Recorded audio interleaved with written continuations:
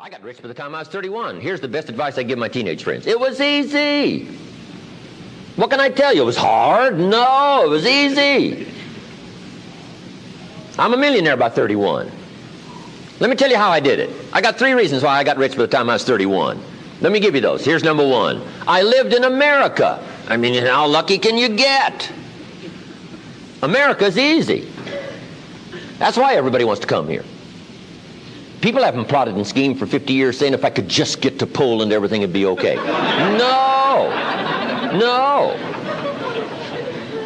The boat people are not desperately trying to get to Vietnam. No. They're not squeezing through the fence to try to get into Mexico. No. Neil Diamond says, looks like everybody's heading for. They're all coming to America. Why? Everybody wants to come here by every means possible to get here. Why? Because America's easy. So if you go home with anything, go home with that. Mr. Rohn reminded us that America's easy. He got rich by the time he was 31. America's easy. Bangladesh is hard.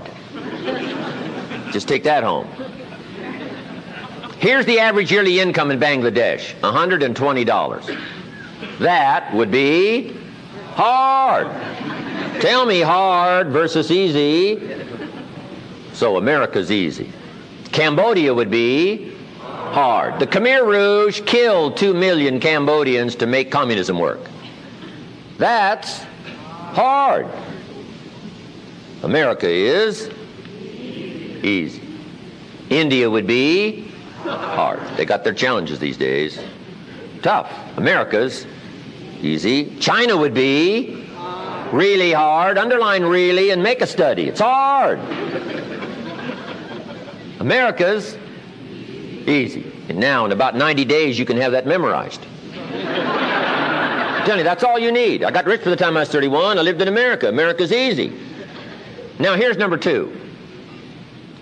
I found an opportunity. That's all you got to do in America, search for an opportunity. Take the first one, right? Try it. If that isn't it, it leads to another. One door closes, another door opens. This is what's exciting about America. It's full of opportunity. A chance to try, and then what? Try again, and then what? Try again. Never run out of opportunity to try. See if you can't better your life and your health and your future and your bank account and your income. Make your fortune here. I lived in America, number 1. Found an opportunity, number 3. Number 2, here's number 3. I found a teacher.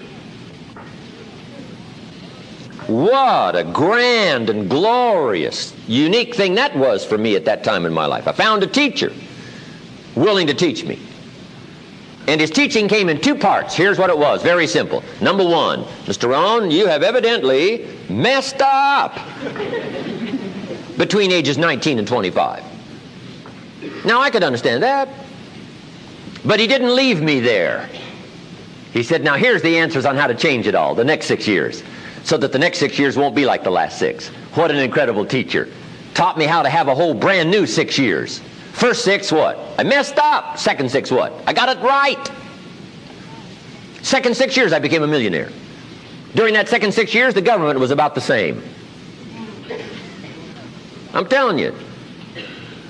Interest rates were about what? The same. The pay scale was about what? The same. Lord knows my negative relatives were the same. Circumstances were about the same.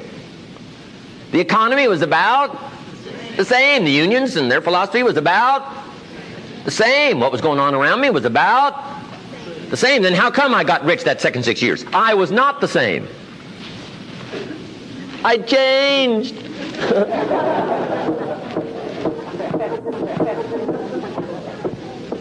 You say, well, Mr. Rohn, if you can do that, can anybody do it? Yes, I invite you on that journey. Anytime you want to.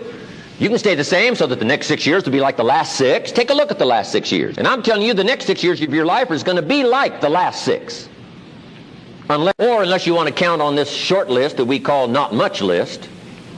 Most everybody's counting on this not much list. What if all of your negative relatives turn positive? What would that do for your future and your fortune? What? Not much. Not much. What if prices came down a little? What will that do for your future? I'm telling you, not much. If the economy gets a little better, what will that do? Not much. Now that the Democrats are in power, what's that going to do for your future? Not much. We could get a good debate going here. If the Republicans would have stayed in power, what would that have done? Not much. Hey, we could get a good debate going here. I'm telling you, it's a not much list. If you don't make plans of your own, guess what? You'll probably always fit into someone else's plans. Guess what someone else may have planned for you?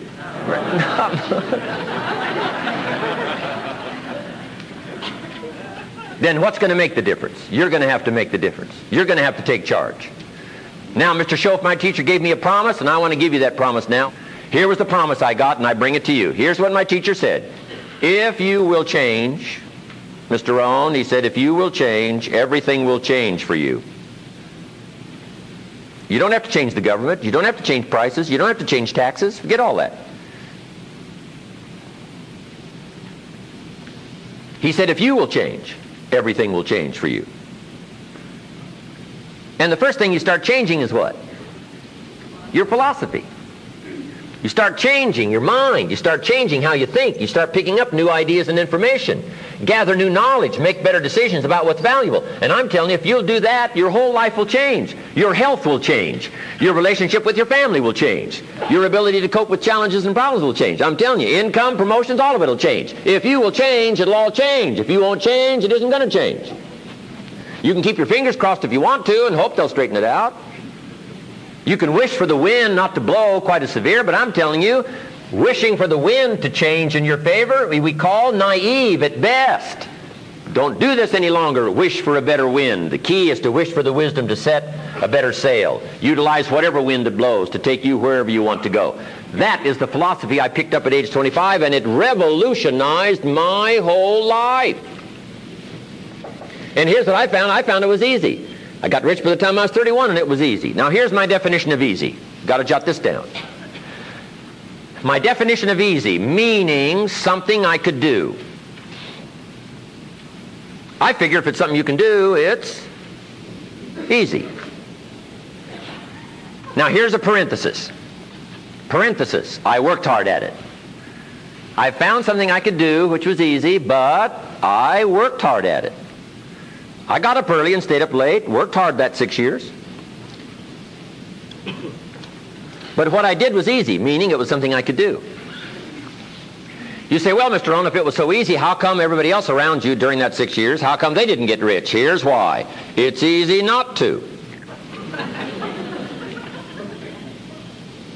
How else would you describe it? That's it. You say, no. For all of the rest of them, it was hard for them and it was easy for you. That's not true. You couldn't debate me on that in front of this intelligent audience.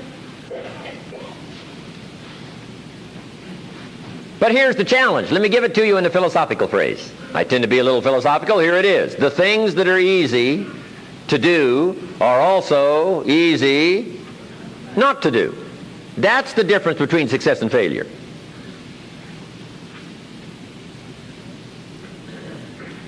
So you've got the choice here today of one of two easies. Easy to or what? Easy not to. I can give you in one sentence how I got rich by the time I was 31. Here it is in one sentence. I did not neglect to do the easy things I could do every day for 6 years. Underline. I did not neglect. That's the key. I found something easy I could do that led to fortune, and I did not neglect to do it. Major reason for not having everything you want in America. Major reason for not having more of what you want in America. More health, more money, more power, more influence, more everything. Major reason why you don't get it. Simple answer. Neglect. Neglect. And here's the problem with neglect. It starts as an infection.